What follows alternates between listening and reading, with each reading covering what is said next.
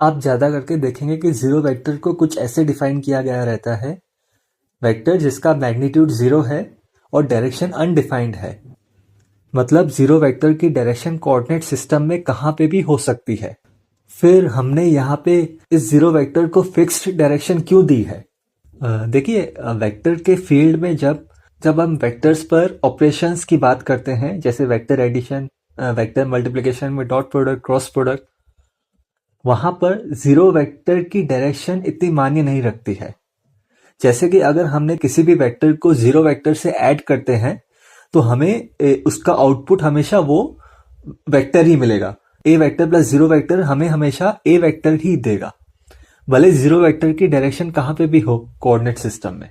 उसी तरह से अगर हम किसी भी वेक्टर का डॉट प्रोडक्ट निकालते हैं ज़ीरो वेक्टर के साथ, तो वो हमेशा हमें आउटपुट नंबर 0 ही देगा, भले हमारे ज़ीरो वेक्टर की डायरेक्शन कहाँ पे भी हो कोऑर्डिनेट सिस्टम में।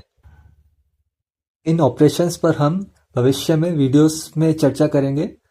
फिलहाल के लिए इतना समझना जरूरी है कि ज़ीरो वेक्टर की डायरेक्शन को हम फिक्स रखें या न रखें, उसका इतना इम्पोर्टेंस नहीं है।